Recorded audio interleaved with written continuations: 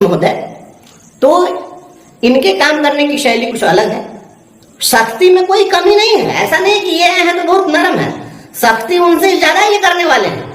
इसलिए कोई आदमी इस भ्रम में मत रहिए कि शक्ति नहीं होगी। शक्ति इन्होंने जो करनी शुरू कर दी है वो आप देख सकते हैं। हाँ, ये बात जरूर है कि वह जिस तरीके से फुहरपन कर रहे थे और जिस तरीके से शिक्षकों को बेइज्जत कर रहे थे, तो वो इस प्रकार से अपमानित या सार्वजनिक रूप से नहीं करेंगे। लेकिन शक्ति होगी, शक्ति अगर होगी और अगर सुविधा दी जाए तो इस शक्ति का कोई विरोध भी नहीं करेगा। विरोध क्यों करेगा? अगर कोई सुविधा दे और अगर वह कहे कि आप ड्यूटी एकदम सख्ती से कीजिए तो कोई दिक्कत नहीं है, इसके लिए हम भी विरोध नहीं करेंगे। लेकिन हमारी जो मांग है कि आप किसी भी शिक्षक को, जब पूर्व से जितने शिक्षक रहे हैं उनके लिए स्वैच्छिक स्थानांतरण की व्यवस्था रही है, तो और स्वैच्छिक स्थानांतरण की व्यवस्था क्यों नहीं होगी? और जो लोकसभा का चुनाव था, चुनाव के समय में हम लोग जो कुछ बात रख रहे थे, तो हमारे बहुत सारे साथी लोग उसको पार्टी के नजरिए से देख रहे थे, कुछ लोग दल की भावना से, कुछ धर्म संप्रदाय की भावना से देख रहे थे। तो आप धर्म सापेक्ष देखिए, आप पार्टी सापेक्ष देखिए, आप दल सापेक्ष देखिए, आप अपनी जाति सापेक्ष देखिए। मैं व्यक्तिगत रूप से शिक्षक सापेक्ष देखता हूँ और शिक्षक सापेक्षता में हमें जो उचित लगा मैंने वह किया। मैं किसी पार्टी और किसी से मैं इस भावना से ग्रसित मैं हूं नहीं और किसी के सापेक्ष नहीं रहता, मैं शिक्षक सापेक्ष होता हूं। और शिक्षक सापेक्ष हमने जो बातें रखी, तो जो चुनावी जो नतीजे आए हैं उन नतीजों के बाद सरकारें भी, राजनीतिक पार्टियां भी अपना नफा नुकसान देख रही है। और जो जीत का अंतर था, ठीक है, जो राज्य सरकार में जो पार्टी है, सत्तारूढ़ जो दल है, सत्तारूढ़ दल अच्छे ज्यादा से ज्यादा सीट ये लोग जीत सके हैं, लेकिन इनके जीत का जो अंतर था पिछले जीत के अंतर से काफी कम है।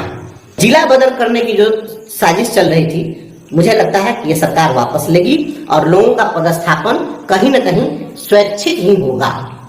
और यह स्वैच्छिक पदस्थापन वह चाहे अपने प्रखंड में हो या प्रखंड के बाहर हो। लेकिन जो पहले 3 जिलों का विकल्प था, वो संभव है कि 3 विद्यालय का विकल्प आपसे ले लिया जाए। इस प्रकार से कुछ ऐसा होगा कि आपको जो है नजदीक में पोस्टिंग हो जाएगी, तो ये लाभ आपको मिल जाएगा। अब यह मत कहिएगा, अब इसको लेकर के बहुत सारे लोग जो है लगेंगे वाहवाही पीटने के लिए कि ऐसा हो जाता है तो हम लोग सक्षमता परीक्षा दे दिए तो सरकार बहुत मेहरबान हो गई, और जो परीक्षा नहीं दिए थे वो बेवकूफ बन गए। मेरे भाई, देश की आजादी में गुलछर्रा उड़ाने वाले लोग वो होशियार हो गए, अब फांसी पर चढ़ने वाले भगत सिंह जैसे लोग बेवकूफ हो गए। ऐसी भावना नहीं रखनी चाहिए। जो लड़े हैं उन्हीं के कारण आपको सफलता मिली है। आप विचार करिए कि यदि हम हंगामा नहीं करते, अगर हम लोग लड़ाई नहीं लड़ते, तो क्या ये मिस्टर मोगेम्बो विभाग से जाते? और यदि वह नहीं जाते तो क्या ये तमाम चीजें होती? क्या हम लोग विरोध नहीं करते, सारे लोग फॉर्म भर ही देते, तो अभी तक तो सभी लोगों की पोस्टिंग हो गई होती। तो जो लड़े हैं, आप उनके साहस और हिम्मत को पहले सलाम करिए कि उन्होंने लड़ाई लड़ी है, और लड़ाई लड़ी है तो इसका लाभ सभी को मिलेगा। दूसरी बात है प्रमोशनल एवेन्यू। प्रमोशनल एवेन्यू जो है वह हमारा हाईकोर्ट में भी चल रहा है। देखे हैं कि आपको एसीएस ने भी जो हाईकोर्ट के केस है उसकी समीक्षा करते हुए उन्होंने कहा है कि भाई इस पर निर्णय करिए। तो प्रमोशनल भी गतिविधियां चल रही है, कुछ ना कुछ प्रमोशन भी होगा।